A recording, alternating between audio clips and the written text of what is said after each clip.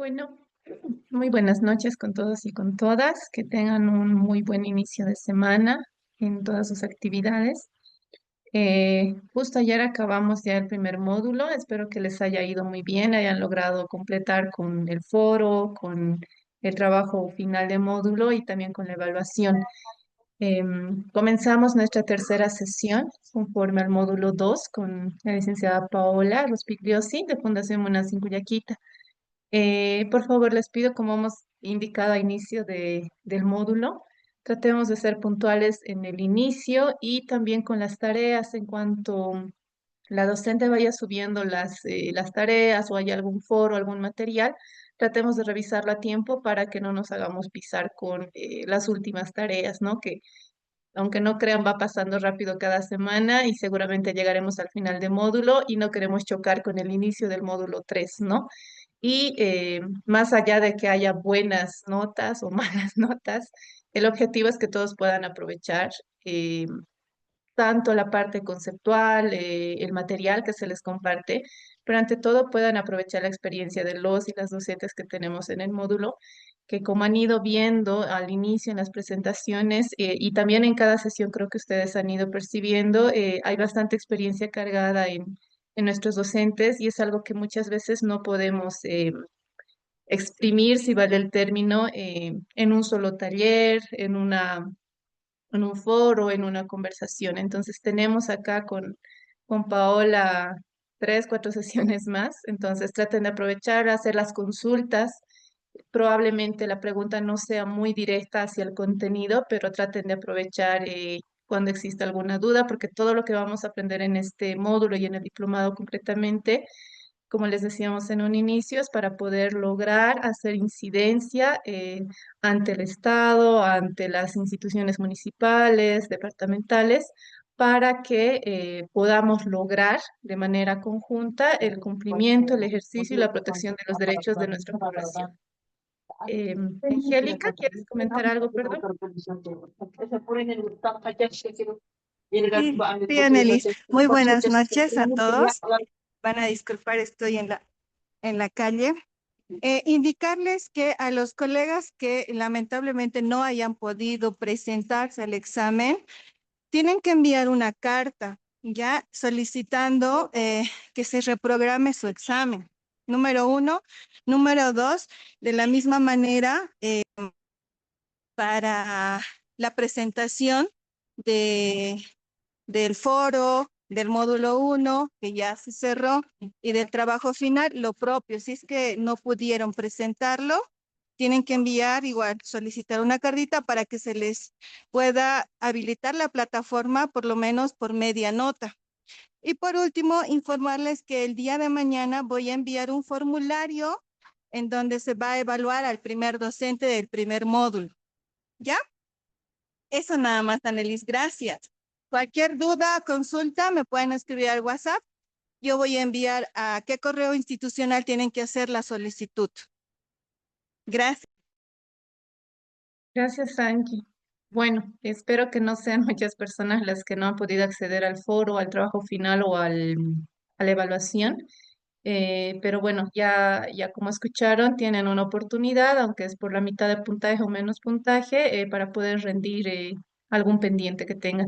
Les reitero, tratemos de organizarnos los tiempos para poder completar y bueno, cumplir con todos los requerimientos para la certificación posterior del diplomado.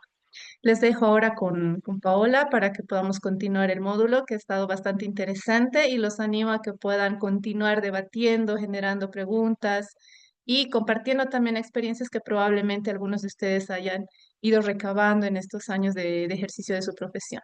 Dale, Paola, continuamos. Gracias, Annelies. Un abrazo. Les mando un poquito de calor de Santa Cruz. Les veo abrigaditas y abrigados, así que sí está haciendo calor. Les mando un poquito de calor para que ustedes también lo puedan sentir. Espero que en el fin de semana hayan descansado un poquito, hubieran comido algo rico y compartido tiempo con la familia también, porque siempre es importante tener esos escapes, ¿no? Del trabajo, de la rutina y poder tener un vínculo sano con nuestras familias o, bueno, si somos o estamos solos o solas también, ¿no? El autocuidado siempre va a ser muy importante. He estado revisando algunas de las participaciones en el foro. Nuestro foro ha sido ya cerrado en la primera semana. Me han parecido muy interesantes, pero no me animo a dar todavía una devolución completa. Sin embargo, así aprovechando los anuncios, el día de hoy, después de la clase, voy a subir como los lineamientos del trabajo final para que tengan el tiempo suficiente, ustedes lo vayan trabajando. Para la evaluación lo que nos queda, por un lado, es el trabajo final y también el examen. El examen va a ser básico de todo lo que estamos llevando en cada sesión, de lo que estamos hablando. Y de igual manera el trabajo, lo que yo quiero más que tener un formato, cumplir con diferentes reglas académicas, lo que yo quiero es que ustedes puedan expresar desde su contexto, su posición y el trabajo que realizan cada día, puedan realizar o brindar una opinión. Entonces, el trabajo va a ser básicamente un ensayo corto, un ensayo breve, relacionado.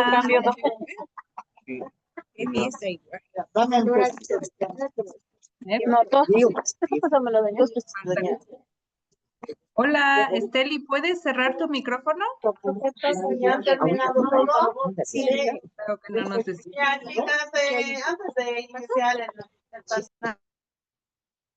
Ahora sí, muchas gracias, Annelies, por el apoyo. Les decía, el ensayo, la idea es que podamos partir desde nuestro contexto, desde dónde estamos situados cada uno y cada una, y puedan hablar con referencia a un caso que se haya presentado en la Corte Interamericana de Derechos Humanos. Que con eso hoy vamos a desarrollar la sesión. Les voy a enseñar cómo se usa el buscador de la jurisprudencia de la Corte para que ustedes también puedan revisar y puedan de alguna manera acceder a los casos que ya han sido planteados con referencia a nuestro país ante la Corte.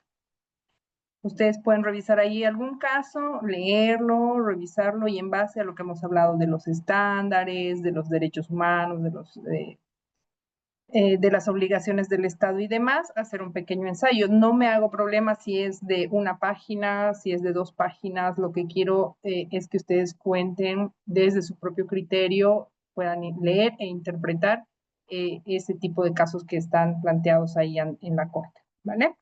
Entonces yo durante la sesión de hoy les voy a enseñar cómo buscar en el buscador de jurisprudencia de la Corte para que ustedes lo puedan revisar, lo puedan ir haciendo su trabajo para que no se les haga muy pesado. Creo que tenemos hasta el 20, nuestra última sesión es el 17 de septiembre, pero la entrega de notas y de trabajos, no, la entrega de trabajos creo que es hasta el 21. Entonces hasta esa fecha vamos a tener el tiempo de presentar el pequeño ensayo que ustedes van a elaborar. Entonces, con eso cerramos nuestros anuncios publicitarios y les comparto pantalla para que podamos continuar. Estamos aquí. Ahora sí. Ya está. Aquí. Ok. Bueno. La última parte de lo que hemos conversado y hemos abordado la sesión anterior hacía referencia a las obligaciones de los estados con relación a los derechos humanos, ¿cierto? Desde el punto de vista ya más jurídico y académico sobre todo, es importante hacer esta diferenciación entre lo que son los derechos humanos y lo que son los derechos fundamentales, que en lo cotidiano muchas veces creemos o sentimos o ya básicamente los tenemos como sinónimos. Sin embargo, desde, como les digo, el enfoque legal, no llegarían a ser lo mismo. ¿Y cuáles son estas diferencias entre ambos, entre comillas, grupos de derechos? Los derechos humanos tienen este carácter o esta característica de la que ya hemos hablado, que son universales, ¿no? Quiere decir que todas las personas en el mundo gozan de los derechos humanos, ¿no? Del alcance en realidad, porque ya en lo material sabemos que hay muchas limitaciones. En cuanto a ese alcance, los derechos fundamentales son básicamente los derechos reconocidos por el Estado. Es decir, nosotros como Bolivia tenemos los derechos fundamentales básicamente escritos en nuestra normativa interna, que obviamente los derechos fundamentales son parte de los derechos humanos en cuanto a lo que es el territorio y el alcance, sí. Sin embargo, nuestros derechos pueden estar planteados o interpretados de otra forma diferente a la cual la pueden interpretar en otros países, en otros estados. Entonces, esa es una de las primeras diferencias. La segunda está vinculada a dónde se encuentran escritos estos derechos. Por un lado, los derechos humanos se encuentran contenidos en lo que son la normativa internacional, básicamente los convenios, los tratados internacionales que han ido siendo ratificados por cada estado. Ya les había comentado en la clase anterior, una vez que un estado ratifica un convenio internacional o cómo hace esa ratificación es a través de una normativa interna, ya sea una ley en la que va a incorporar todo el mandato que nos da un determinado convenio. Entonces, esta característica de tenerlo, como se denomina, positivizado o ya redactado en nuestra normativa, es desde el enfoque positivista del derecho, ¿no? Que quiere decir que los derechos o las relaciones entre las personas se encuentran escritas en la normativa y nuestra Constitución hace referencia a muchos derechos dentro de su texto, ¿no? Otros países, como por ejemplo Estados Unidos, no tienen en su texto como tal la declaración de un derecho determinado, ¿no? Son más enunciativos, son mucho más amplios. En cambio, nuestra normativa expone, por eso es súper extensa nuestra Constitución, porque va detallando diferentes derechos, ¿no? Derechos de los pueblos indígenas, derechos de los niños, derechos de las mujeres. Entonces va como formando un catálogo de cada uno de los diferentes derechos que como Estado en la Asamblea Constituyente nuestros asambleístas han definido poder incluir, ¿no? Incluso están los derechos de las usuarias y los usuarios, por ejemplo, consumidoras y consumidores, también están incorporados en la Constitución. De que hay diferentes posiciones que están a favor o en contra, pues las hay.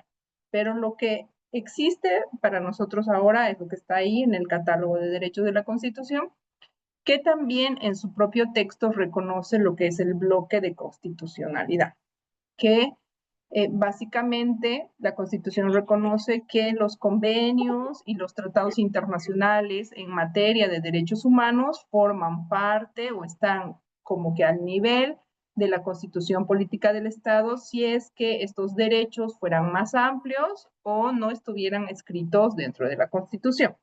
Entonces, más o menos eso es lo que conforma el bloque de constitucionalidad, que hay una autora boliviana que es María Elena Tard, que es una constitucionalista muy famosa, que hace referencia siempre, ¿no? En sus clases, en sus seminarios, habla del bloque de constitucionalidad, porque para nosotras, las personas que trabajamos en tema de derechos humanos, debería ser nuestra bandera, ¿no?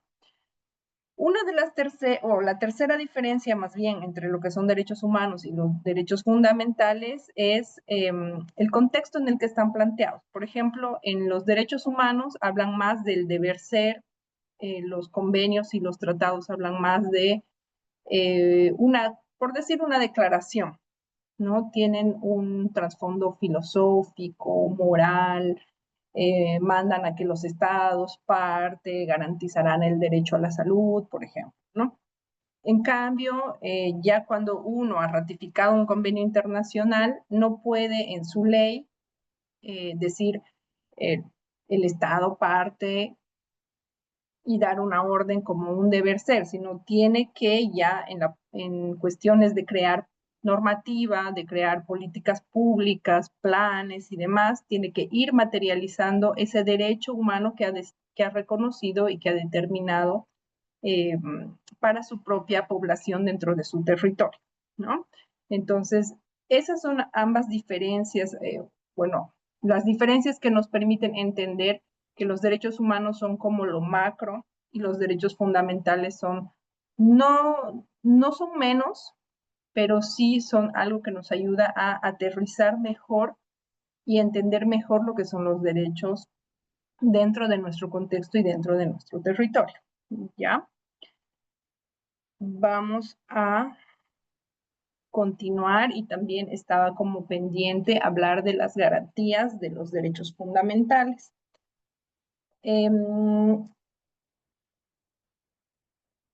Se supone, y hablábamos en lo que era las obligaciones del Estado, que el Estado debe promover, respetar los derechos de las personas. Pero no solamente, y tenemos que pasar, como ya lo he ido repitiendo, del ámbito enunciativo, ¿no? O político, básicamente como un discurso, tenemos que pasar ya a, si bien te reconozco un determinado derecho, ¿cómo garantizo que se te cumple ese derecho? Entonces, las garantías promueven esto, ¿no? Por ejemplo, tenemos lo que son las garantías constitucionales. Básicamente, que los derechos fundamentales estén descritos dentro de nuestra Constitución, por un lado, a partir del reconocimiento, pero también la Constitución misma en su texto reconoce diferentes garantías procedimentales a nivel constitucional por las cuales uno puede exigir o denunciar la vulneración de un determinado derecho, ¿no? Estas garantías, por ejemplo, se las puede conocer en lo que son las acciones constitucionales, una acción de libertad, una acción constitucional, por ejemplo, de amparo. Entonces, estas normativas, o perdón, estas garantías se materializan a través de determinados procedimientos. Entre ellos, también están los procedimientos legales, que básicamente son que nuestros legisladores puedan ir creando leyes, ¿no? Las leyes pueden tener diferentes fuentes. Puede ser, por un lado, una convención internacional que ha sido ratificada o que ha sido, que nuestro Estado ha decidido ratificar y para ratificarla tiene que presentar ante el organismo internacional un proyecto o una ley, mejor dicho, ¿no? Una ley que ratifique esta convención o tratado. Pero también las leyes pueden provenir del contexto de nuestra realidad. Habíamos mencionado en la parte en la que hablamos de democracia que tanto la Constitución como nuestro Estado promueve la participación ciudadana en diferentes niveles, entre lo que es la iniciativa legislativa ciudadana, entre otras maneras en las que nosotros podemos también, como ciudadanos, como sociedad civil, podemos proponer leyes al órgano legislativo. Y el órgano legislativo se encarga de ir creando leyes también que en gran medida son las garantías también de los derechos, ¿no? Por un lado, en cuanto, por ejemplo, la ley 348 hace mención a los derechos de las mujeres, ¿no? Entonces va garantizando que las mujeres puedan tener una vida libre de violencia, como dice su nombre. Por otro lado, tenemos a las garantías administrativas, que, por ejemplo, en el caso de que, bueno, por un lado, las garantías administrativas son las reglamentaciones a las leyes, ¿no? Por ejemplo, tenemos la ley 370, que es la ley de migración, y tenemos el decreto supremo, que es el reglamento de esta ley. Este reglamento, ¿qué es lo que hace? Que si en la ley 370 habla de los derechos de las personas migrantes, habla de cómo se va a regular el tema de que un migrante pueda tramitar una permanencia por trabajo, por familia, etcétera, en territorio boliviano. El reglamento lo que determina es cómo va a hacerse efectivo ese derecho que ha sido reconocido en la ley y cómo, de qué manera, bajo qué requisitos, qué costos, etcétera, va a tener, por ejemplo, cómo se va a tramitar la permanencia, ¿sí? Entonces, estas garantías administrativas también en gran manera nos permite ir sancionando o ir modulando el ejercicio de la función pública, porque no nos olvidemos que todo servidor público también está sujeto, bueno, ejerce una responsabilidad por el cargo que ocupa y por el trabajo que realiza, pero también está sujeto a poder ser sancionado por no brindar o no realizar el trabajo por el que ha sido contratado o al trabajo al que está encomendado.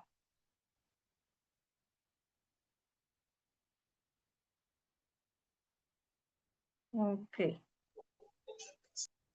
También dentro de lo que tenemos en cuestión de garantías, tenemos las garantías jurisdiccionales.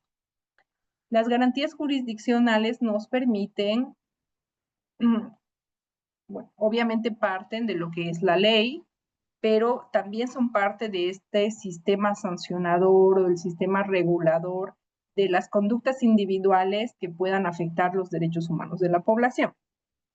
¿Qué quiere decir? Por ejemplo, esto está básicamente ligado a lo que son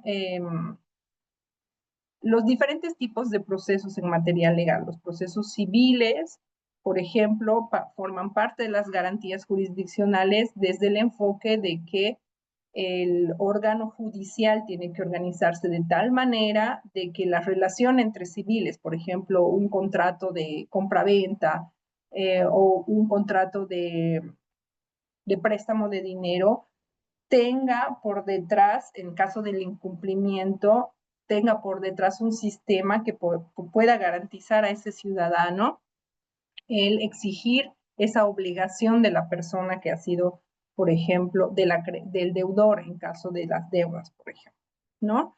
Entonces, hay por ese lado, dentro de las garantías jurisdiccionales, las garantías que son parte del derecho civil, del derecho penal, también está lo administrativo ya contencioso a nivel un poco más grande de lo que es internamente administrativo, y también, tenemos dentro de lo jurisdiccional esta, esta diferenciación entre las jerarquías, ¿no? Por eso tenemos los juzgados, por ejemplo, en materia penal tenemos los juzgados de instrucción, que son, por decir, la base de la pirámide. Luego tenemos ya los tribunales o los juzgados de sentencia. Más arriba tenemos a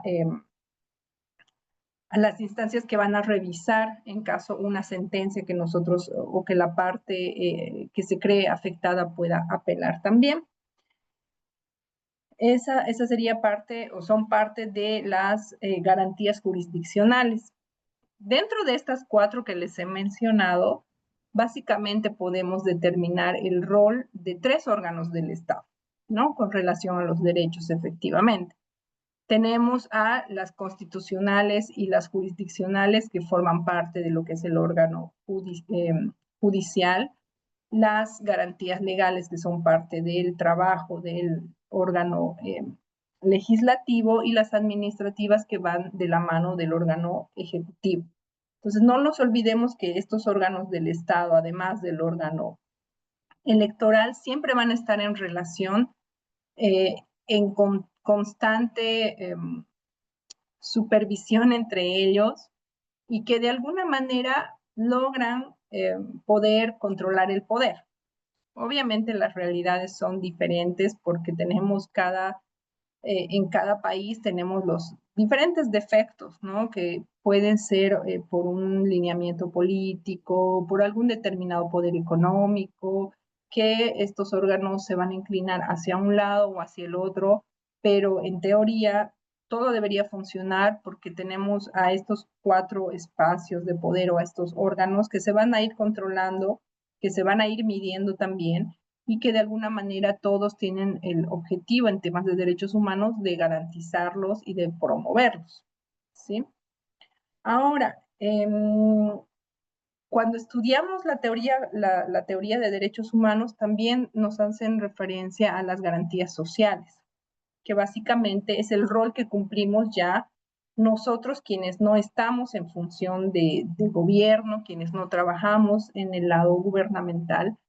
Y entre estas garantías sociales estamos, por ejemplo, las instituciones de la sociedad civil o las organizaciones de base, que vamos haciendo un seguimiento al comportamiento o a la violencia, a la violación de diferentes derechos humanos, ¿sí?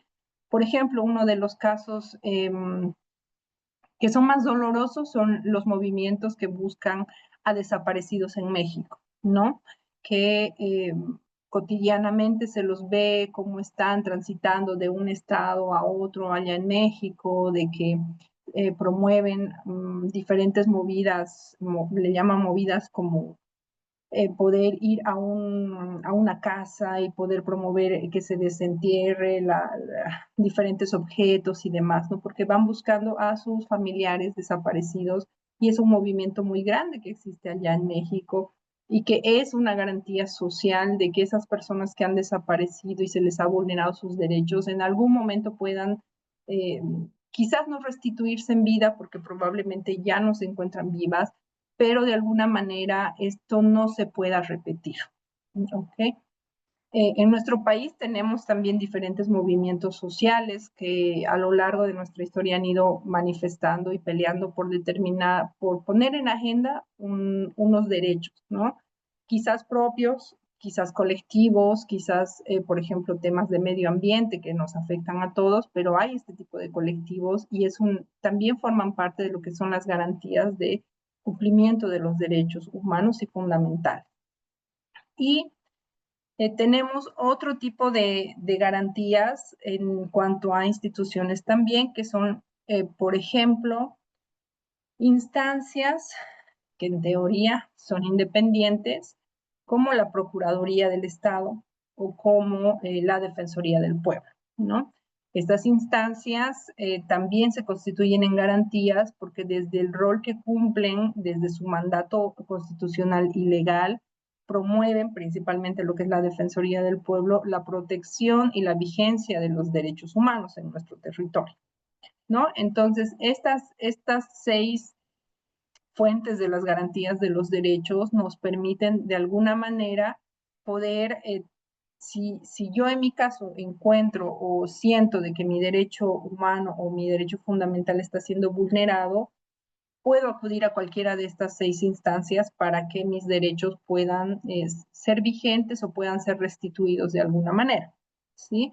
Básicamente ese es el objetivo de las garantías, de que si hay una vulneración de derechos, esta pueda cesar o que en su defecto, si esa vulneración ya ha causado un determinado daño, pueda modificarse, pueda repararse ese daño, ¿no? Y si bien hemos hablado de lo que son estos espacios como garantía de los derechos fundamentales, también tenemos a nivel supranacional otro tipo de garantías básicamente para los derechos humanos. ¿Cuáles serían estas garantías? Pues son las instancias, en nuestro caso, que pertenecen a los Estados americanos, ¿no? La OEA en su oportunidad ha creado las instancias de lo que es la Comisión Internacional de Derechos Humanos y la Comisión Interamericana de Derechos Humanos y la Corte Interamericana de Derechos Humanos, ¿no?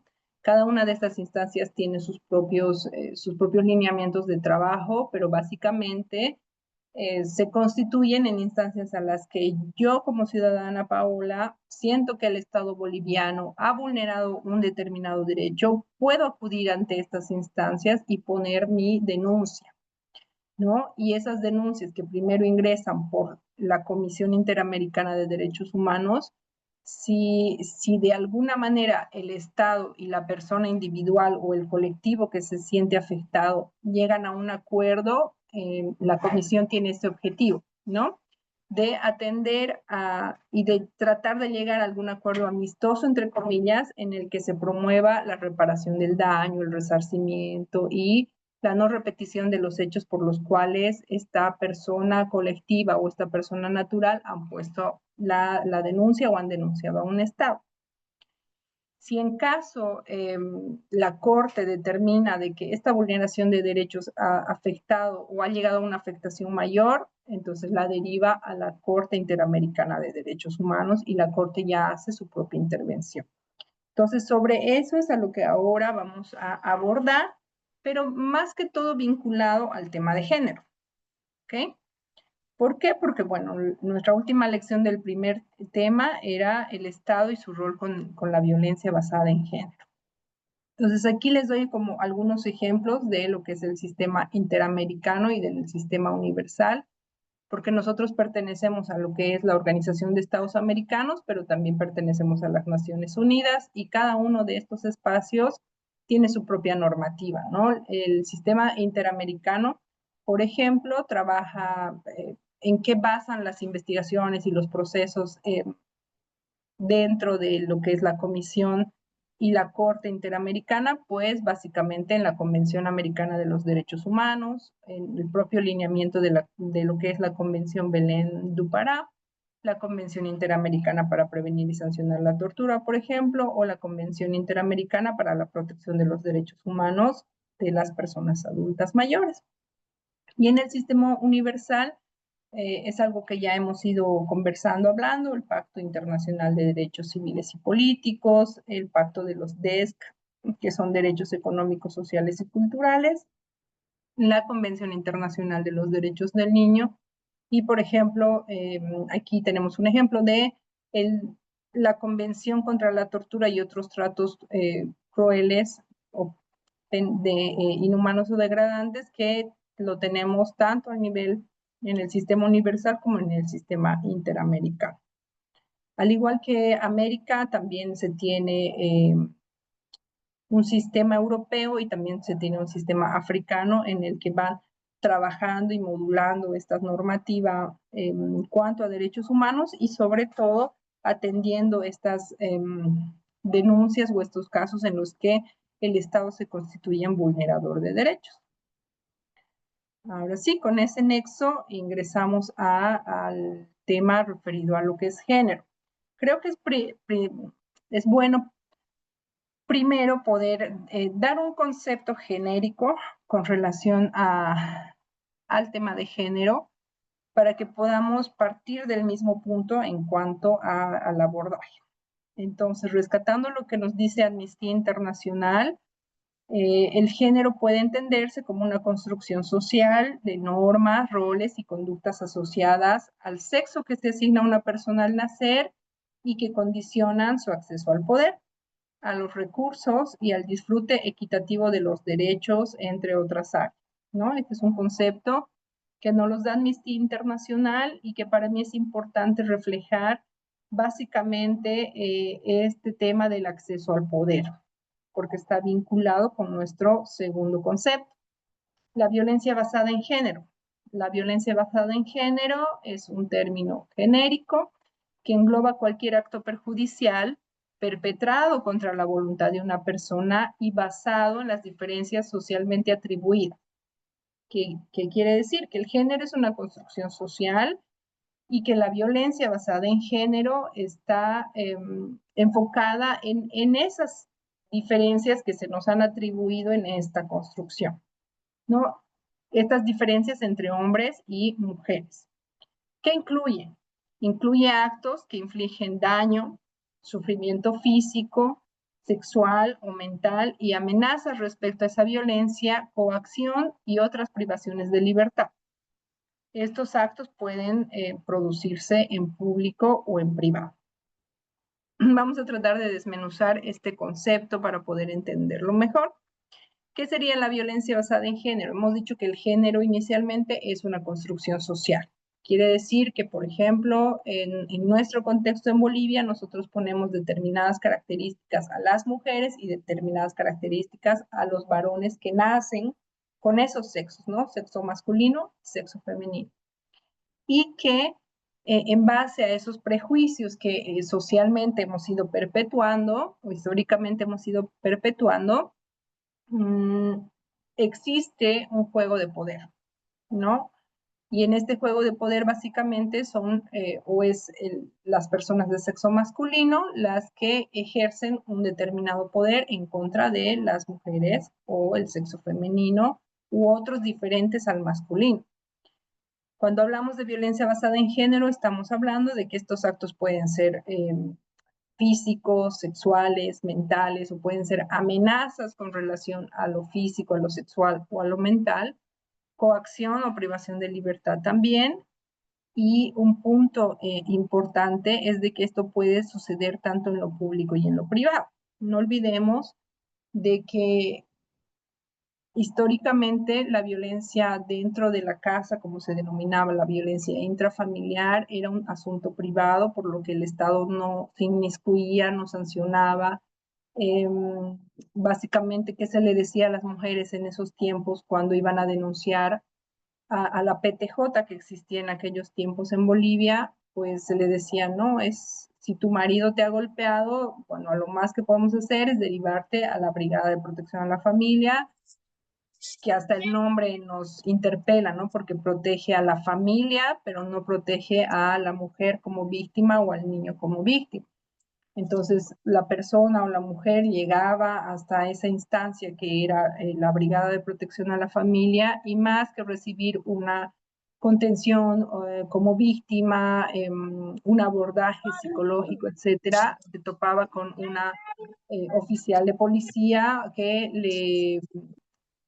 le indicaba de que vuelva a la casa, de que tiene que cumplir con ese rol asignado socialmente, ¿no? O estas frases que hasta ahora van resonando de tu marido es, tienes que soportar, temas así. Entonces, no había realmente hasta, creo, bueno, más adelante vamos a analizar los antecedentes de esta evolución del abordaje de la violencia, pero en ese entonces teníamos como toda esta carga y todo este prejuicio en contra de ser mujer o de ese rol de ser mujer dentro de lo que era la familia también. Y todo se manejaba en un contexto de privacidad, ¿no? Nadie podía inmiscuirse, meterse porque era algo privado, familiar, etc. Ahora, aquí, antes de esto, me gustaría, vamos a ir hablando y reflexionando sobre unos videos, ¿ya? En esta parte he escogido 4 casos que han sido presentados ante la Comisión y la Corte Interamericana. 3 están vinculados a la situación de Bolivia y uno, por su importancia con relación al género, lo vamos a también escuchar y debatir. Entonces son 4 videos, son cortitos, y después de reproducir cada video vamos a ir participando y dando nuestras opiniones. Entiendo que vamos a hacer nuestra pausa a las 8:30. Entonces, vamos a ver el primer video y vamos a dar nuestras opiniones posteriormente. Lo que no sé es si está el audio, como la otra vez. A ver, voy a probar un ratito. Ahora sí. Y era aquí. Ya. Entonces, se los voy a poner para que todos puedan ver el video.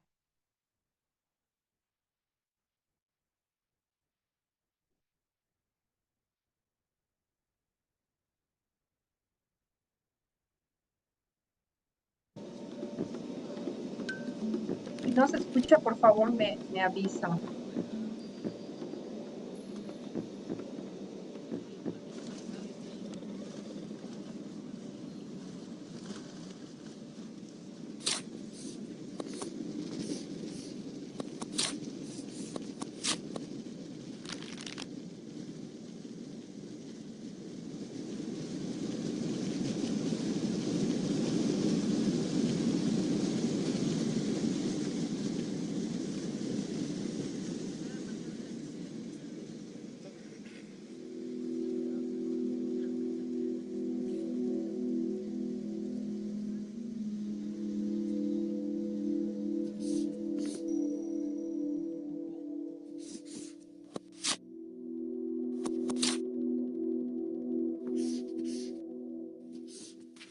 Era octubre de 1994 cuando sucedió el hecho de la violación. Era un día, el amanecer de un día domingo, cuando ella nos dio una llamada en un estado terriblemente de crisis, un shock, explicando que había entrado el dueño de casa en su casa forzando la ventana y la había violado. Estaba totalmente amoratada, ensangrentada y cubierta con una toalla detrás de la puerta de un vecino que lo único que le ofreció de auxilio fue un teléfono a través del cual ella nos llamó. Entonces tuve que llevarla a la policía que queda en la plaza y sentar la denuncia, porque para ironía pedían que ella sentara la denuncia, y así desnuda con una toalla en el cuerpo, toda ensangrentada, debía bajar y escribir la denuncia manuscrita. Observar la cama, los muebles rotos, los vidrios, la sangre, contribuir a juntar las pruebas, recoger sus cosas, hacer su maleta, despacharla. De esta manera empezó esta historia que no debe repetirse nunca.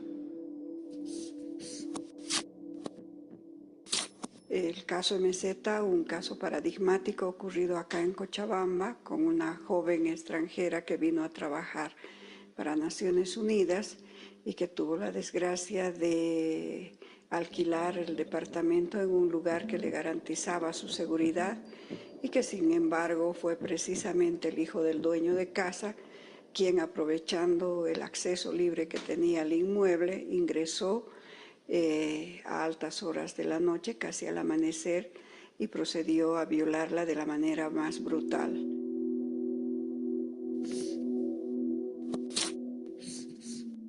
Los momentos de las denuncias, las declaraciones fueron muy duros en una sociedad tan pequeña donde el agresor y la familia del agresor se hacía presente.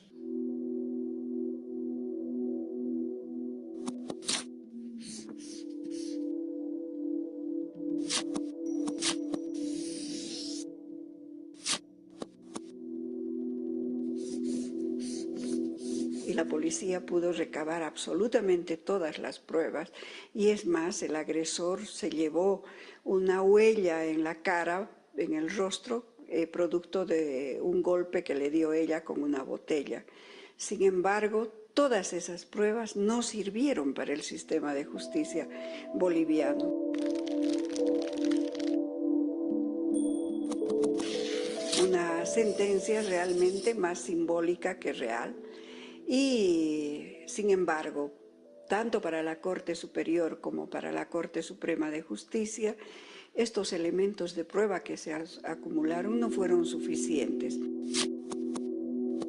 Era hijo de un poderoso político del país y el hermano era vicepresidente de la Confederación de Empresarios Privados de Bolivia. Había todo un andamiaje de protección a él.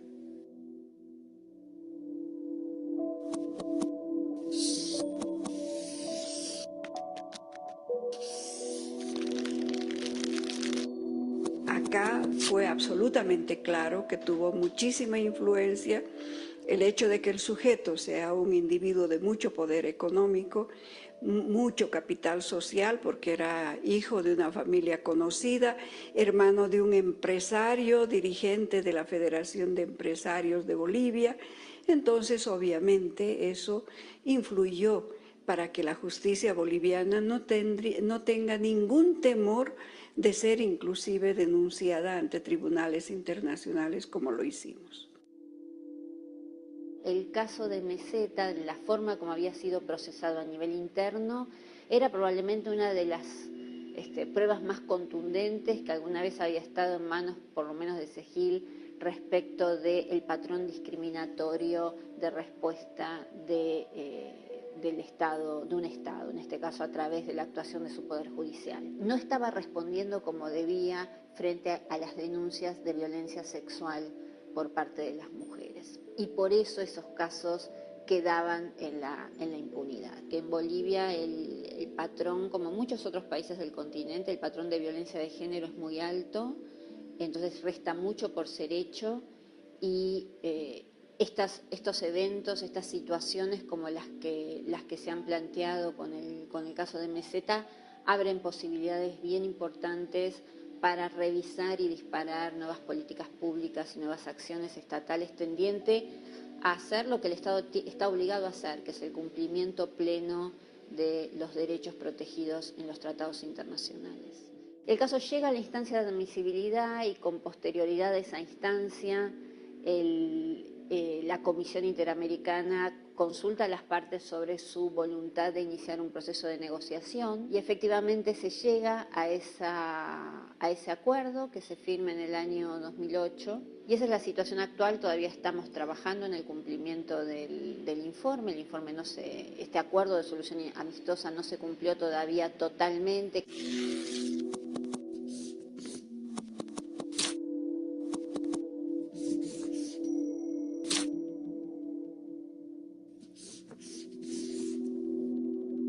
El caso Meseta es un caso que representa la realidad que vive las mujeres en Bolivia y especialmente el 90% de las víctimas de violencia sexual que quedan sin respuesta de la justicia.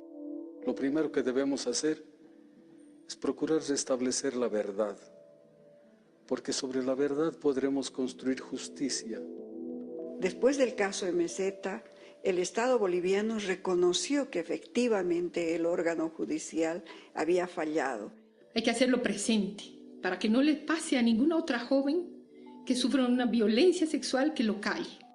Es un problema que afecta a las víctimas, pero también afecta a las familias, también afecta a la sociedad. Un caso para las miles de Marías que nunca harían un juicio.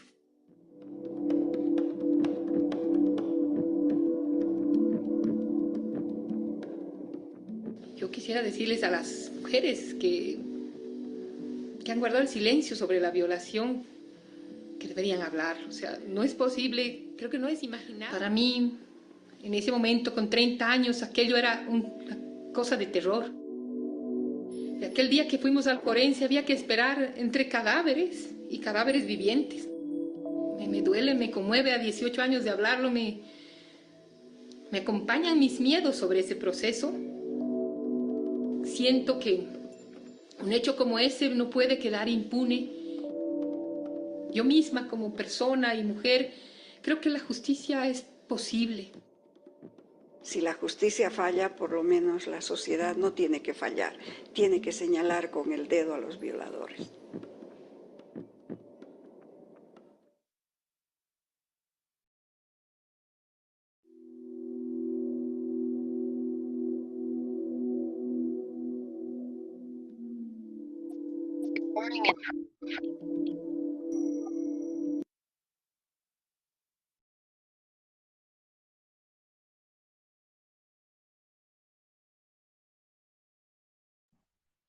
Ok, entonces este es el primer caso que pongo sobre la mesa. Como han visto, es un caso en el que se ha denunciado una vulneración de derechos del Estado boliviano, ¿no? Y la víctima, por sus iniciales, MZ, ha seguido un proceso primero interno en el que el sistema judicial, podríamos decir que le ha fallado, y que ya en la instancia supranacional se ha determinado una sanción contra el Estado boliviano y desde el acuerdo amistoso se han determinado ciertas medidas. Entonces, aquí abrimos el micrófono para poder opinar respecto a este caso en específico. Pueden ir levantando la mano. ¿Ok? Patricia, puede empezar Patricia.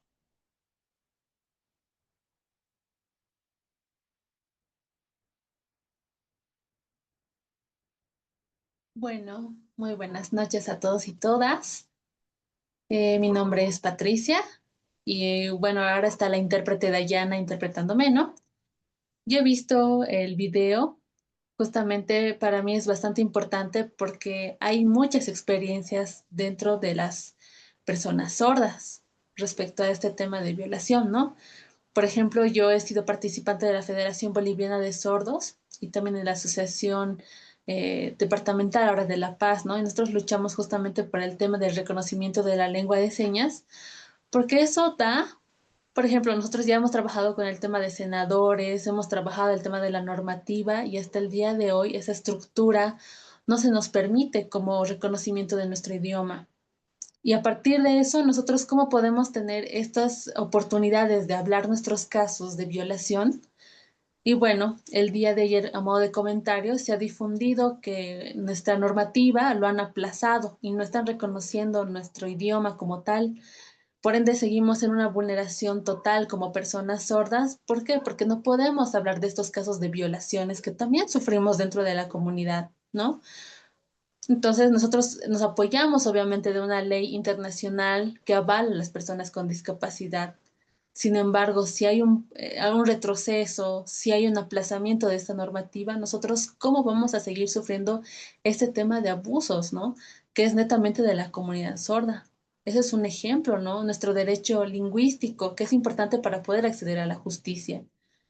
También dentro del contexto de las guaguas, por ejemplo, ¿no? Ellos utilizan la lengua de señas y cómo ellos pueden hablar sobre una violación.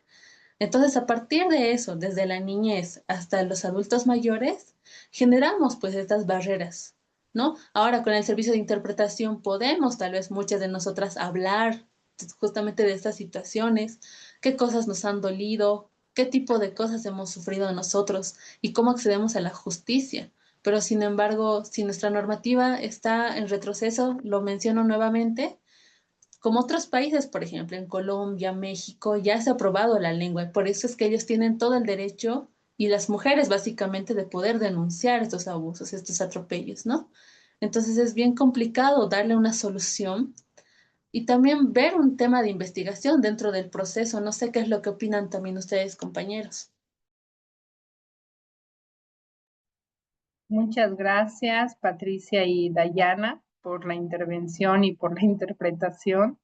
Y sí, realmente, como dice Patricia, hay muchas limitaciones aún que superar con relación, por ejemplo, a las personas sordas, ¿no? Porque como hay esa dificultad nuestra de no poder comprenderlos, queda invisibilizada las violencias que pueden sufrir. Así que es un tema importante por el que tenemos que continuar trabajando. Muchas gracias, Patricia, por su participación. Continuamos con Fabiola. Hola, buenas noches. ¿Se me Buenas escucha? noches. Sí.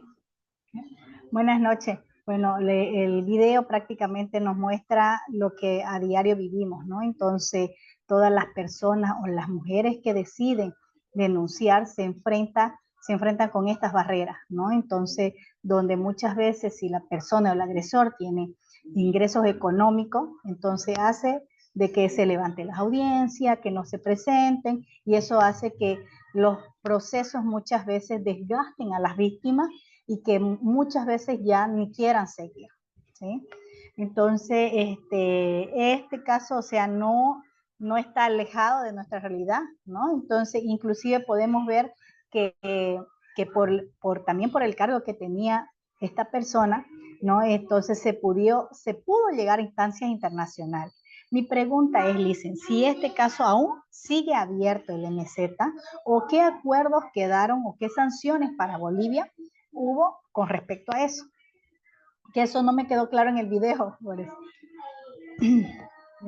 Está bien, Fabiola, muchas gracias. Vamos a dejar que participen los demás compañeros, pero me estoy anotando la pregunta.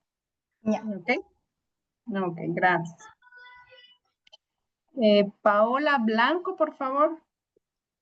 Gracias, buenas noches. Bueno, creo que es un comentario bastante breve y concreto, pero está enfocado en este análisis es bien estructural de la deficiencia del sistema de justicia, ¿no? Y de la prevalencia de la violencia basada en género y de lo doloroso que es este proceso para las víctimas, ¿no? O sea, es doloroso escuchar todo el proceso de revictimización de la víctima, de la declaración que tenía que realizar, aún a pesar de haber sido dañada. Y todo este sistema, ¿no? Que considero que nuestro sistema judicial está pasando por una crisis tan fuerte que actualmente seguimos viendo estas falencias, estos errores. La prevalencia de la violencia de género en nuestro país es muy alta. Muchas más mujeres son víctimas de todo tipo de violencia y, y eso mismo, la debilidad institucional, esta crisis institucional hace que las víctimas se callen, que las víctimas no denuncien, porque son revictimizadas, porque son más dañadas, porque no encuentran una respuesta efectiva en el sistema que debería ampararlas, protegerlas, atenderlas de la mejor manera, ¿no? Y creo que es algo que nos tiene que llevar a todos nosotros que trabajamos en las organizaciones que somos garantes de derechos a proteger, acompañar a las víctimas de la mejor manera, porque si el sistema del Estado no lo hace, porque es verdad, no lo hace, nosotros tenemos que acompañar estos procesos, nosotros tenemos que garantizar el derecho de las víctimas, acompañarlas en un proceso tan doloroso de recordar y recordar lo que ha pasado, de que puedan sanar, de impulsarlas esa reparación del daño, pero creo que, bueno, esto ha pasado cuando el 2008 creo que ha sido una de las sentencias hace bastantes años, pero aún nosotros en pleno año 2025 hemos cumplido un bicentenario, seguimos con el mismo problema estructural de la justicia en nuestro país, de este sistema que se va deteriorando cada vez más. ¿Y quiénes son los que pagan los platos rotos? Son las víctimas que no se animan a denunciar. El año pasado, si no me equivoco, IJM ha presentado un estudio en colaboración con el Instituto en Ciencias del Comportamiento que nos habla de el nivel de confianza de la población para denunciar los casos de violencia. Y el nivel de confianza es bajísimo porque la población, las víctimas no tienen confianza en el sistema de protección. Entonces, esto hace mucho más difícil que los casos se visibilicen, que los casos se atiendan y que se repare el daño hacia las víctimas, ¿no? Entonces, bueno, el video ha sido muy, muy impactante para mí. La verdad es que es la primera vez que lo veo y, y me ha producido mucho dolor también, ¿no? Porque entiendo que las víctimas son las que más sufren, no solo por el hecho de haber sido violadas, de haber sido maltratadas, sino por todo el proceso que les queda también por delante, ¿no? De declarar, de identificar a los autores, de pasar por procesos tan largos, tan frustrantes como una sentencia fallida del Estado. El Estado ha fallado en contra de Meseta, ha fallado porque no ha establecido una sentencia justa y eso da pie a que, bueno, la valentía de la víctima ha sido muy buena, la verdad, de poder interpelar este caso ante la Corte Interamericana de Derechos Humanos, pero precisamente porque nuestro Estado no ha podido darle las garantías necesarias. Así que ese es un comentario, no me quiero extender más, pero gracias igual por el video, creo que ha sido muy bueno poder verlo, doloroso, pero es lo que toca analizar porque es una realidad que vivimos los bolivianos. Muchas gracias, Paola, por tu intervención. Bueno, la idea de conocer estos casos más allá del texto que nos plantea la CIDH a través de los videos es precisamente eso, que nos interpele, que nos mueva, que llegue a nuestro interior y que en base a eso podamos reaccionar. Les pido por favor que las personas que tienen la mano levantada lo dejen así. Vamos a hacer la pausita para tener nuestro cafecito, nuestro refrigerio, tomarnos un vasito de agüita y en 15 minutos volvemos y continuamos con las intervenciones. ¿Les parece? Yo ya me he anotado quiénes están en la lista, pero de todos modos no bajen la mano para no perder el orden. Y en 15 minutos volvemos a la clase. Bueno, vamos a la pausa.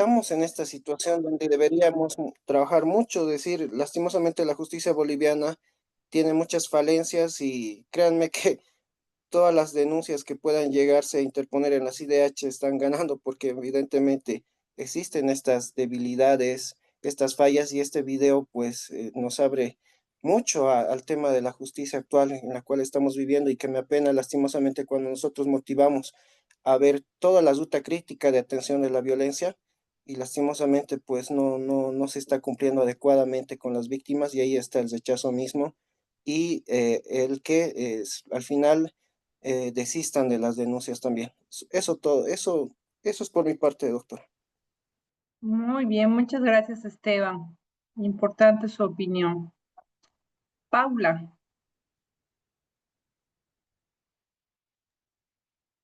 Sí, buenas noches. buenas noches, Paula. Em, bueno, me pareció muy interesante y a la vez muy preocupante, ¿no? El video que ha compartido. Y, a ver, quiero comentar dos situaciones, ¿no? En algún momento, durante algún momento, un día muy cotidiano en el que había estado por el centro, me puse a tomar un juguito por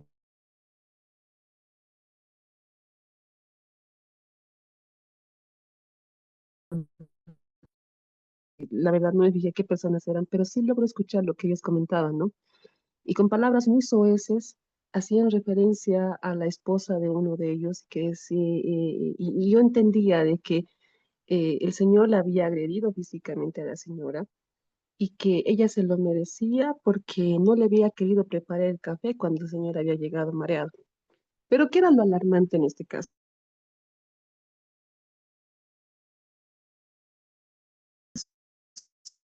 Justicia. Entonces me pongo a pensar, si este tipo de funcionarios, que no generalizo y que no afirmo que todos sean así o que sean así realmente, pero he podido palpar de que sí hay algunos casos.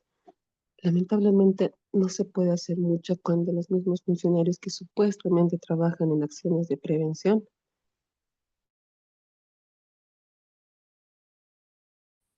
y no solo hablo de funcionarios públicos, también hay funcionarios de instituciones públicas y privadas que tal vez de alguna u otra manera han estado en una situación en la que han vulnerado los derechos especialmente de mujeres, ¿no? Y a todo ello me pongo a reflexionar de que muchas veces la prevención en violencia a veces solo se queda en dar talleres, recomendaciones y decirnos a las mujeres, no tienes que cuidarte, si te pasa algo, habla, denuncia, pero ¿qué pasa cuando no existe el acceso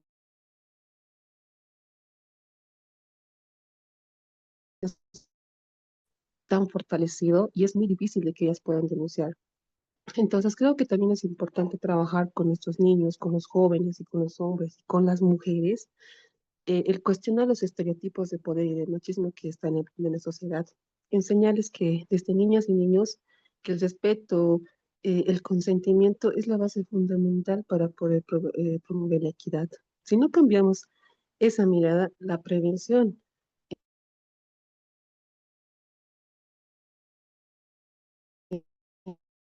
es que no hemos hecho esto, es que tenemos que seguir haciendo eso, ¿no? Esa reflexión quería hacer en base al video que se ha compartido. Muchas gracias. Gracias, muchas gracias, Paula, por contextualizar el contenido del video. Adriana Aspillazu,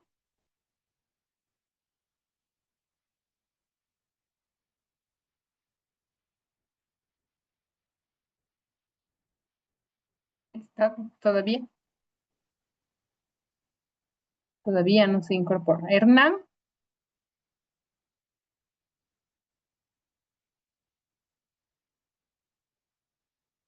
buenas noches, Hernán. Bueno, muy buenas noches a todos, ¿no? Un saludo a cada uno de ustedes. Bueno, en mi opinión personal,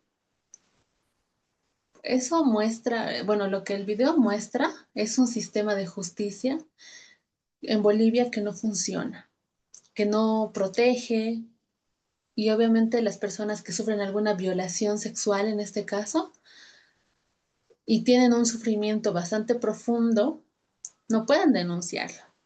Por ejemplo, muestra, por ejemplo, las emociones de la persona, qué es lo que sucede a partir de su vivencia, de su trauma, sus recuerdos. No piensa el Estado, por ejemplo, en una salud mental, ¿no? Y muchas veces te entrevistan todavía cuando tienes que hablar sobre esa situación. Su dolor tiene que mostrar a partir de eso y para que le crean tiene que demostrarlo todo, ¿no?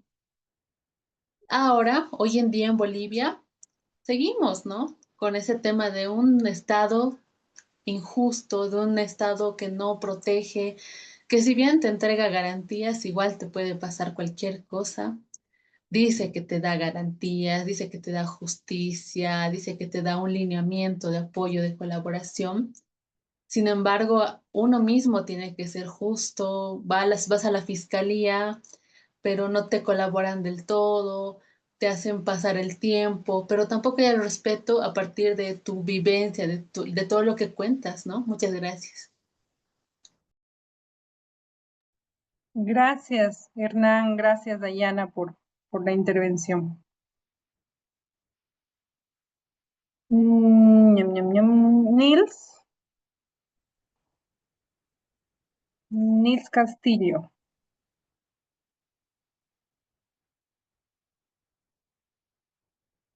Sí, sí, Lisa. Buenas noches, Nils. Tiene la manito levantada.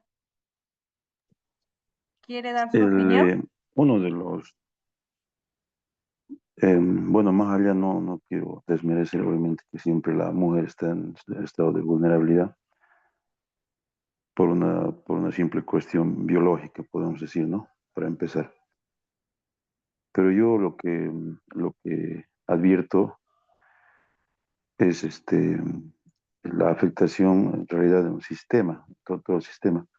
Puede ser el caso de ella el que se cuenta, pero con seguridad de que hay muchos otros casos más en los que también diferentes personas han sido víctimas de esta forma de justicia, de esta forma de administración de poder.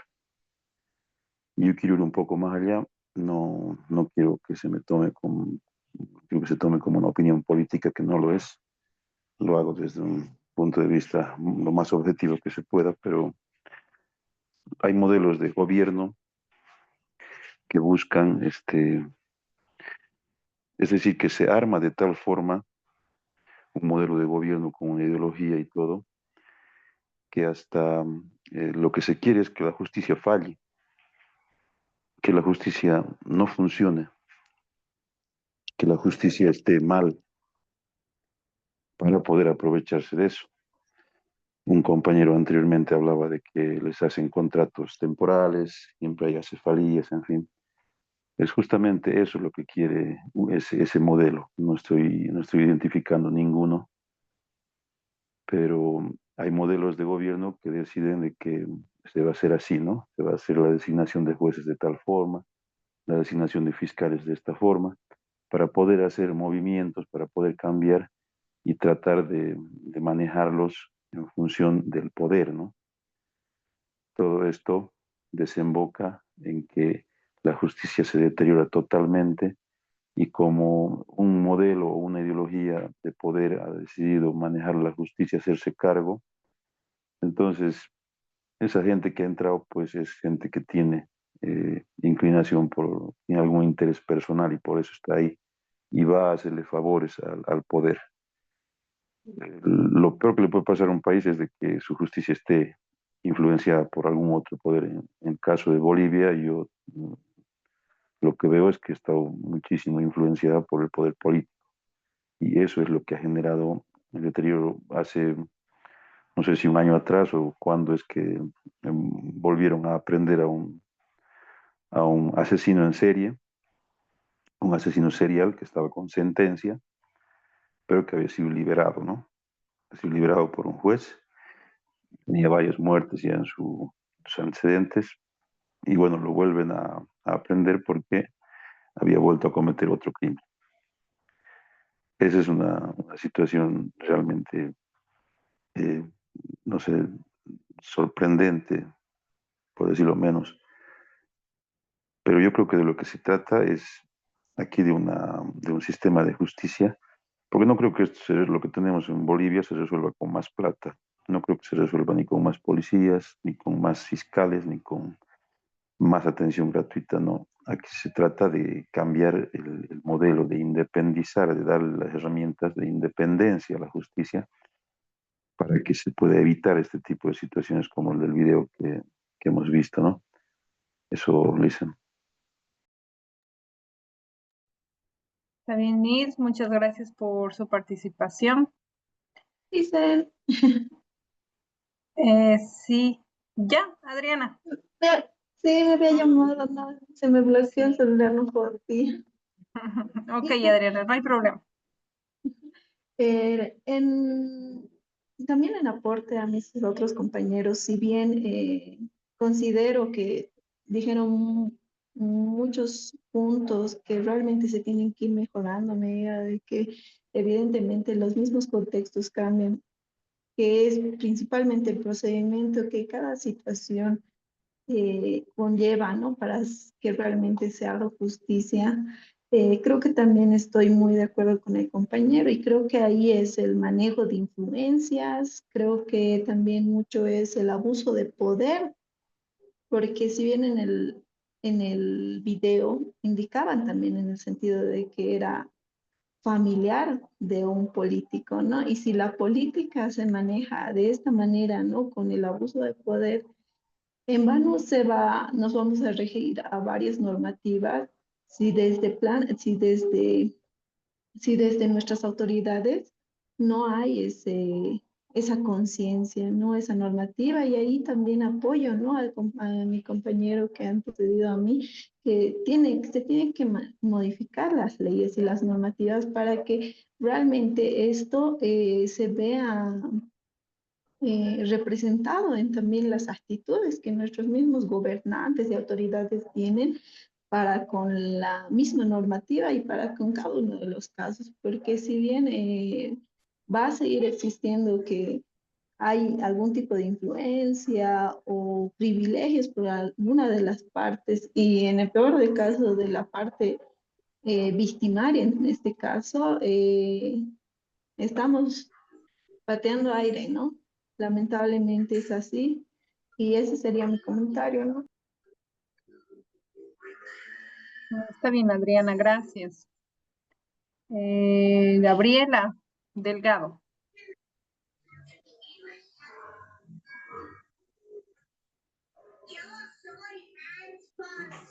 Buenas noches, gracias por esta Buenas noches, oportunidad. Gabriela.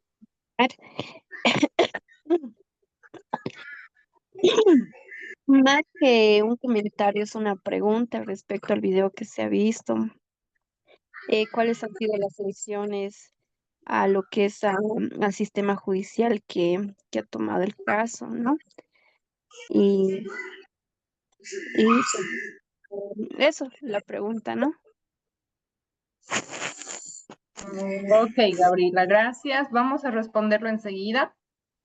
Voy a pedir, por favor, solo 2 participaciones más de Mónica y de Jacqueline, que eran las que estaban previamente anotadas. Después vamos a pasar otro video de otro caso y también les voy a habilitar la participación a las demás personas, ¿ya? Seguimos con Mónica. Buenas noches, doctora. ¿Me escucha? Sí, Mónica. Doctora, ¿me escucha? Escuchamos. Vamos a pedir, Muchas por gracias. favor, a Mercedes Ramírez, si lo puede cerrar su micrófono.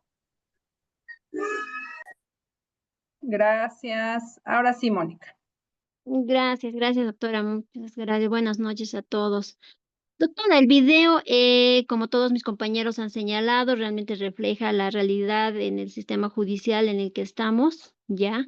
Este caso de Meseta es claro de lo que actualmente está ocurriendo en Bolivia, la influencia, el poder que tienen y sobre la decisión incluso de jueces, fiscales y todo lo que atribuye ante un delito cometido. Claro ejemplo es, si bien no es por violación, es el caso de Odalis y hay muchos otros debajo que no han salido a relucir. Uno de los compañeros señalaba que que la recargada carga procesal como funcionarios es que a veces no pueden abarcar a poder atender a a las víctimas, ¿ya? Pero claramente una compañera también señalaba que es el primer momento donde una víctima se acerca y es el primer momento donde como funcionarios públicos que somos debe brindar una atención y ganarse la confianza. ¿Por qué? Porque una víctima en especial de lo que es de una violación no es fácil poder denunciar, no es fácil, incluso cuando es una persona menor de edad o un adolescente, no lo va a detallar claramente el delito de la cual ha sido víctima. Yo como profesional abogada he atendido un caso muy preocupante en el cual, mire, la mujer ha sufrido violación a sus 5 años, ¿ya? Pero esta mujer ha formado la familia, tiene 2 hijos, todo, pero ha sido víctima de violación por su tío, ¿ya? Pero mire, la mujer ahora tiene 45 años. Ha llegado a callar tanto y no ha podido denunciar esto. ¿Por qué?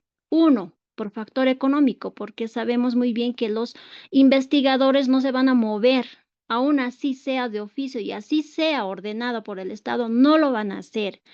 Y a los 45 años ha intentado suicidarse 3 veces.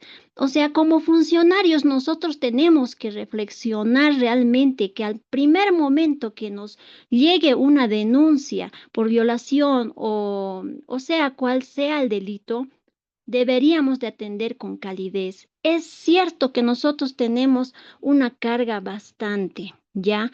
Pero si nosotros que ahora estamos acá capacitándonos, no vamos a reflexionar, por lo menos llegar a atenderlos y que esa persona llegue a sentir confianza en nosotros y a través de nosotros llegue a confiar en esa justicia,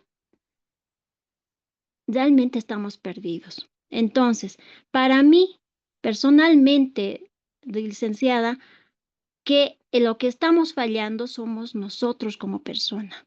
Sea la modificación que hagamos, sea el gobierno que ingrese, sea el modelo que ingrese, si nosotros como personas no vamos a poder concientizarnos nosotros mismos, si bien podríamos tomar un montón de cursos, pero si nosotros no aplicamos, entonces realmente esto se va a ir para abajo. Entonces, de una modo de reflexión, doctora, eso es lo que quería opinar. Gracias. Muchas gracias, Mónica. Es importante la puntualización que realiza. Jacqueline, tiene la Buenas noches. palabra. Gracias. ¿Se me escucha? Qué bien. Sí. Bueno, muy importante la aclaración que hacía la compañera. Particularmente trabajo en la ONG Fénix Bolivia, en la que se trabaja con víctimas de violencia sexual. Y el video precisamente refleja, ¿no?, estos momentos de terror que vive una víctima de violencia sexual y cómo hay una violencia institucional, que es algo que tal vez me voy a adelantar un poco, que se presenta en el caso Brisa de Angulo. Ya en la jurisprudencia ya está contemplado, recién han salido las sentencias hace un par o 3 años, si no me equivoco. Pero hay un tipo de violencia institucional y lo que decía la compañera es muy importante en el sentido de que existe una violencia institucional desde el primer contacto que tiene una víctima de violencia sexual en los SLIMs, en los DNAs. No hay excusa para maltratar a las víctimas de violencia sexual. Muchas de las víctimas no presentan la denuncia porque incluso los mismos miembros de la FECCB les dicen, ¿no? Te va a costar caro la denuncia, ¿estás seguro de denunciar? Mejor no denuncies, o sea, como que te hacen ir para atrás para que no presentes la denuncia. Desde la FECCB, en el IDIF, el maltrato que existe en el IDIF, en los DNAs, en los SLIM, sabemos que existe sobrecarga laboral, sabemos que no existen ítems y tienen mucho que hacer, pero creo que hay que cambiar, ¿no? Y ese cambio es importante y por eso creo que estamos aquí muchos para aprender.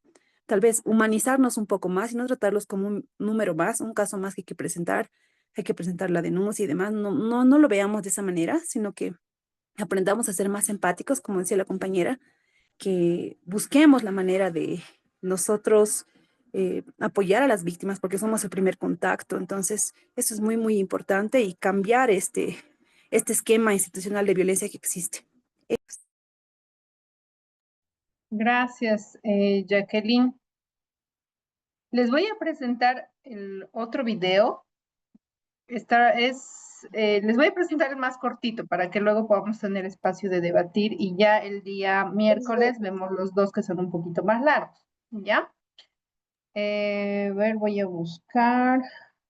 Este es el otro video. Aquí.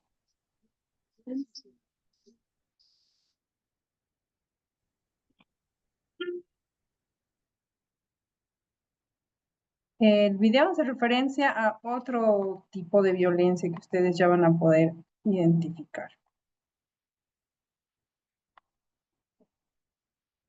A ver. Ahora sí. Este es un video súper corto que resume el abordaje de un caso.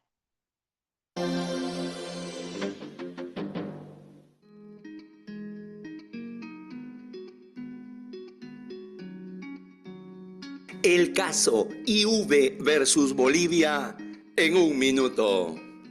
El caso IV versus Bolivia es el primero en el que la Corte Interamericana de Derechos Humanos abordó la anticoncepción no consentida. El 1 de julio de 2000, IV, peruana de nacimiento, fue víctima de una esterilización forzada, ligadura de trompas sin previo consentimiento libre e informado, en el Hospital de la Mujer de La Paz. En el año 2006 se extinguió la acción penal por prescripción. El 30 de noviembre de 2016, la Corte declaró por unanimidad la responsabilidad del Estado plurinacional de Bolivia por la violación de los derechos a la integridad personal, libertad personal, dignidad, vida privada y familiar, acceso a la información, fundar una familia, garantías y protección judiciales de IV y por no cumplir obligaciones de la Convención de Belén do Pará.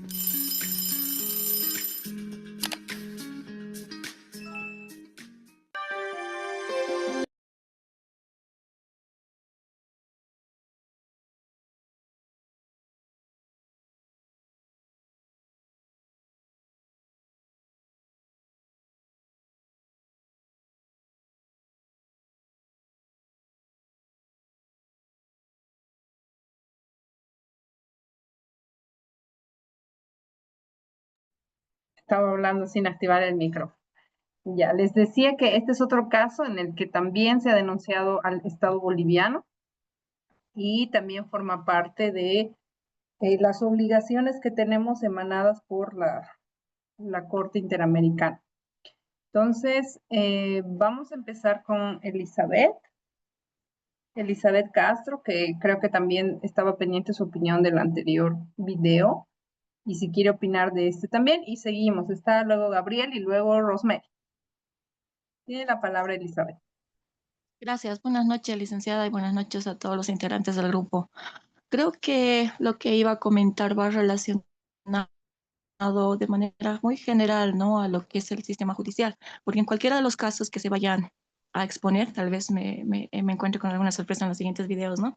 Sin embargo, en estos dos se trata del sistema judicial, de cómo está funcionando, y lamentablemente no es la primera vez que este sistema, que se supone que es el que es garante de los derechos, del acceso a la justicia, termina vulnerando a la población, ¿no? Termina vulnerando a las víctimas. Y en muchos procesos, en muchos procedimientos, lamentablemente, son los malos operadores. No es la ley como tal, no son las normativas como tal. Las normativas existen y tienen bastante contenido procesal, bastantes argumentos incluso, se podría decir, para que uno pueda acceder a la justicia. Sin embargo, bueno, eso no quiere decir que sea perfecta por ahora, ¿no? Siempre es dinámica, las normativas se ajustan mucho a las necesidades de la sociedad, y sabemos que la sociedad pues va cambiando cada vez de generación en generación, y también las necesidades.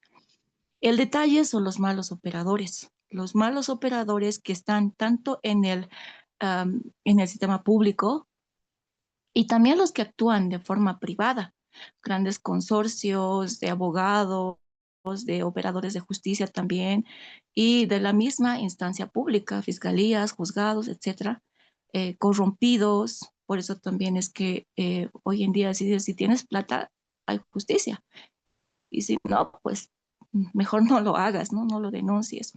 Y es que si existe también la falta de confianza para denunciar, es porque están los malos operadores, lamentablemente. Ese es el detalle, ese es el problema.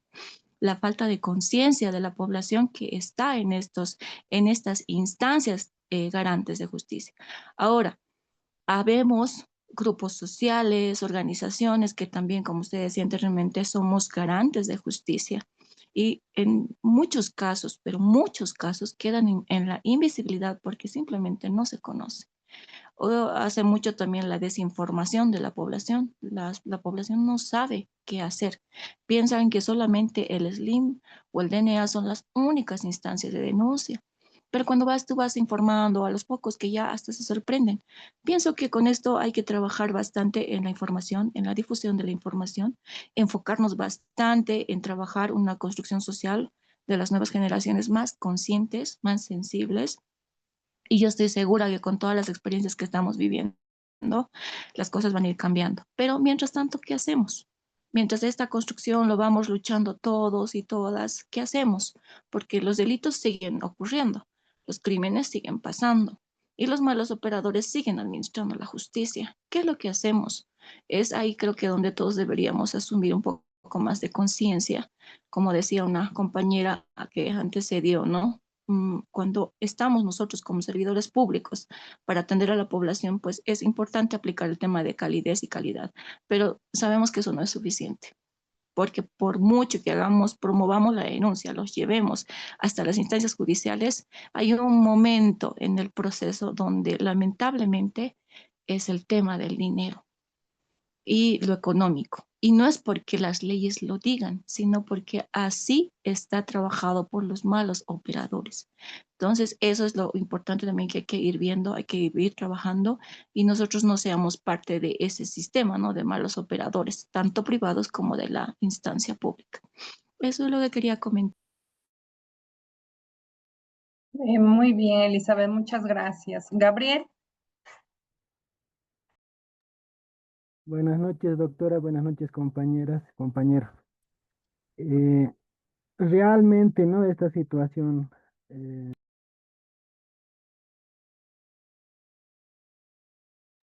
Gabriel, se cortó su micrófono. Actívelo otra vez, por favor. Ahora sí, ya. ahora sí. En realidad, estas situaciones pasan, ¿no? Yo a veces doy razón a las compañeras que expresan de las personas con discapacidad auditiva, no tanto habla. Y esto yo puedo contar, ¿no? Esta es en realidad lo que pasa en las áreas rurales. Cuando yo estaba trabajando soy enfermero y actualmente ejerzo como trabajador social. Y en ese tiempo, en área rural, había una persona con discapacidad auditiva, ¿no? Pero ella ya era un poco mayor de edad. En cada, tenía su guaguita, ¿no? Guagua tenía como hubiera tenido un marido así. Entonces, era espaciamiento entre 2 años así, ¿no? Entonces ya tenía 3. Y al último que ha venido al hospital y ya el médico ya tenía que intervenir, ya ha puesto el té de cobre, porque no había otro modo, porque la mamá también es en escaso de recursos, la abuela lloraba, ¿no? No sabía de quién era el bebé. Entonces, estas situaciones a veces en realidad ocurren en área rural, ¿no? Entonces, eso yo quería compartir. Muchas gracias, Gabriel. Es un tema que no está visibilizado, ¿no? Y justo comentaban en uno de los mensajes la violencia obstétrica. Este es uno de los antecedentes importantes que tenemos que tomar en cuenta. Rosemary. Buenas noches, doctora. En Bueno, este segundo caso también se observa lo que es el incumplimiento de obligación, de las obligaciones que tienen, ¿no?, los operadores de justicia en los casos que se interviene de violencia sexual. Eh, Como todos ya que han intervenido decían de que realmente los profesionales somos parte del sistema y decimos que el sistema no funciona, que el sistema no funciona, pero hay acciones que están en nosotros el poder hacer de que el sistema funcione. Tantos cursos o tantas capacitaciones que dan diferentes instituciones privadas, también públicas, para que se haga una buena intervención, pero lamentablemente, llegado el momento, creo que nos olvidamos, ¿no? Y para poder, la solución del problema de la víctima no se va a centralizar en una sola institución. Vamos a intervenir muchas instituciones en el apoyo, ¿no? En ese sentido, ya muchas compañeras han indicado, es muy importante el poder hacer una coordinación adecuada, no podernos cesar. Por ejemplo, yo he tenido un caso en el IDIF y sé los cuidados que se debe tener cuando se hace el acompañamiento o cuando se requiere la participación en algún actuado de la víctima. Y en ese sentido, yo intenté quererle dar un antecedente del caso al médico forense, pero el médico no me ha permitido el poder hablar a solas con él, sino me decía, no hay ningún problema, hazlo delante del niño, dígamelo. Y entonces, y ahí ese tipo de situaciones a veces tenemos que atravesar, ¿no? Y entonces es muy importante también la colaboración que debe existir entre nosotros cuando estamos en estos servicios o en estas instituciones donde va a ser importante la participación de la víctima, ¿no? Y en ese sentido yo reflexionaba y decía, ¿qué tiene que pasar para que mejoremos el trato? ¿No? Entonces, quizás esto se tenga que trabajar desde las formaciones académicas realmente en profundidad, pero estos temas de cómo debe ser el trato, cómo debe ser la ruta de intervención en estos casos, ¿no? Eso es lo que quería indicar. Gracias, Rosemary. Importante su participación. Jenny Ketka.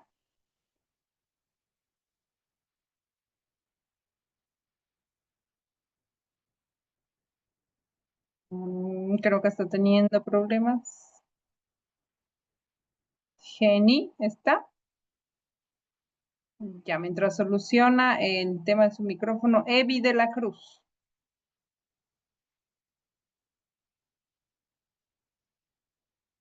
Hola, ¿me escucha? Sí, Evi, se escucha. Muy bien, bueno, primeramente buenas noches, doctor. Buenas noches, compañeros. Está bien, yo estoy de acuerdo con todo lo que los compañeros han antecedido, pero también quiero recordarles de que el tema de una violación no solamente son de menores de edad ni adolescentes. Yo he visto y me ha tocado pasar unos casos donde en los pueblos, en las fiestas de los pueblos, agarran a las personas que están bailando y entre la banda la violan. Ellas piensan que es una persona mayor. Y esas personas no llegan a tener justicia, ni siquiera en la red se ve con las instancias que corresponden. No le toman mucha importancia porque ella es mayor, pero yo pienso que desde nuestro punto de vista de mujeres, a ninguna edad ni de ninguna forma es tolerable la violación, mucho menos grupal. Entonces, sí, yo pienso que debe haber normativas y debería haber más concientización a nuestros funcionarios policiales y demás para que puedan tomar estos casos también que están en el olvido, pero pasan mucho. Gracias. Gracias, Evi. Tatiana. Buenas noches, Licen. ¿Me escucha? Sí, Tatiana, su apellido me dice, por favor. Mamani González. Ok, ahora sí puede participar. Bueno, comparto mucho de los criterios, ¿no? De las compañeras y los compañeros, pero sin embargo, creo yo que algo también bien importante que debemos analizar y no debemos perder de vista dentro de lo que es toda la coyuntura, el tema de la atención a estos casos, es que también hay el otro extremo, ¿no? Eh, el hecho de que yo pongo como un ejemplo el caso del médico orureño Jerry, ¿no? Que como la justicia lo estaba acusando, ya prácticamente estaba años detenido y también, digamos, se estaban empeñando en hacerlo ver culpable de la violación al caso del niño Alexander, si mal no me equivoco. Entonces, es también para reflexionar porque ¿cómo es posible que la justicia pueda empeñarse también en hacer ver a una persona culpable sin importar que se le está eh, de alguna manera afectando el tema profesional, el tema de familia, sus papás cómo sufrían, etcétera, cuando sabían que era inocente, ¿no? Y si no hubiera sido por esa revelación de esos audios, ese médico hubiera estado ya encarcelado y con condena y todo lo demás. Entonces también hay este otro tipo de casos, ¿no? Que quizás muy poco se conoce o se dice, que también hace que de alguna manera no haya una buena atención a las víctimas también, porque hay muchos que piensan que hay exageraciones o a veces yo misma escucho, ¿no? Algunos algunas instancias de decir, por ejemplo, pero no sabemos si es verdad o esto, lo otro, o la forma de cómo se les atiende y se les recibe. Entonces, también este otro extremo, ¿no? Porque son extremos, no es que suceda en todos, sino hay extremos que hace también que de alguna manera las verdaderas víctimas a veces no reciban la atención que necesitan y que requieren.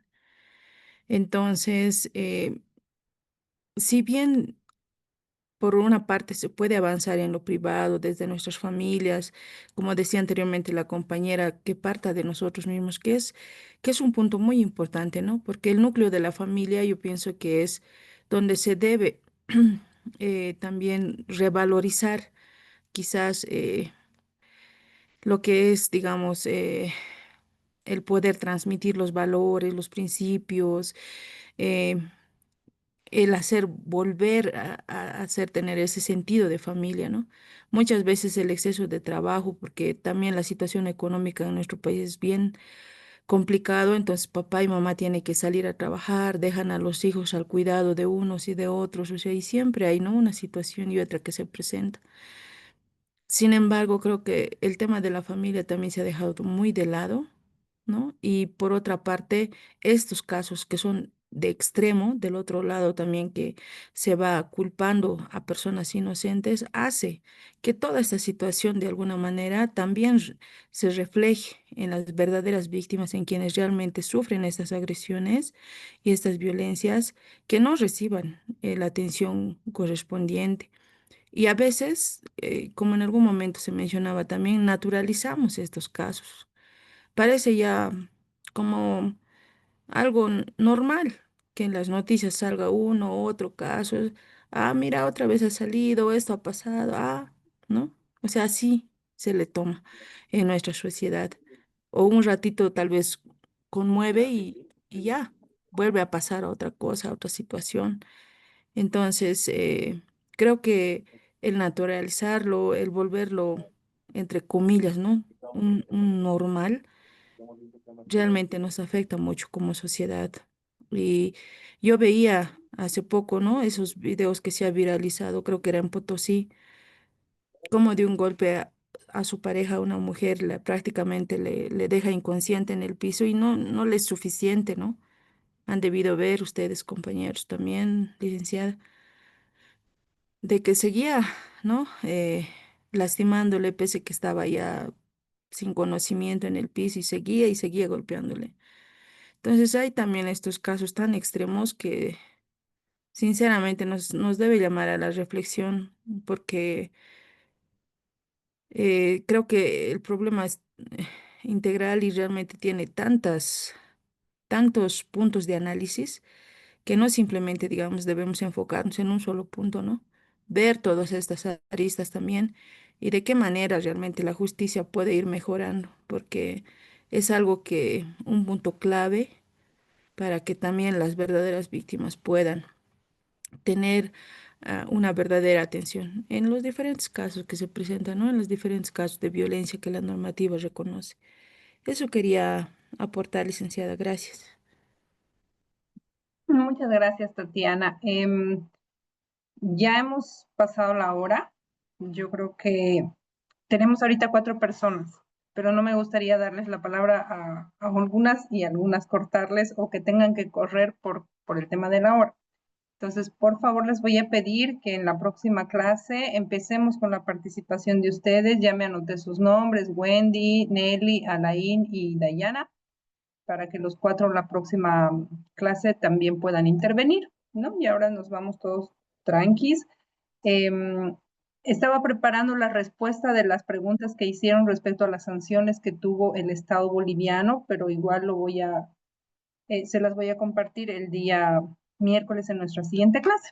Bueno, muchas gracias por su participación. Estos aportes que cada uno hace y que cada una hace desde su experiencia son muy importantes porque nos ayudan a contextualizar esto que para algunas personas puede estar en la nebulosa, puede ser muy lejano, muy distante porque está en una corte internacional, pero es lo que día a día vivimos, ¿no? Y es parte también de poder encontrar algún respaldo desde los criterios internacionales para nuestro trabajo cotidiano.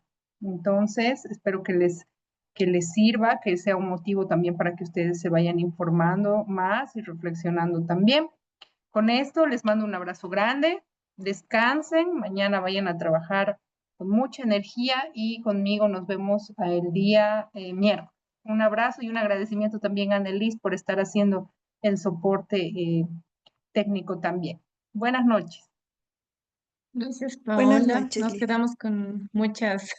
quedamos con muchas participaciones pendientes, pero por favor, el miércoles empezamos puntual y damos paso para que todos puedan opinar también. Muy buenas noches a todos, muchas gracias. Gracias, buenas noches. Gracias, buenas noches. Gracias.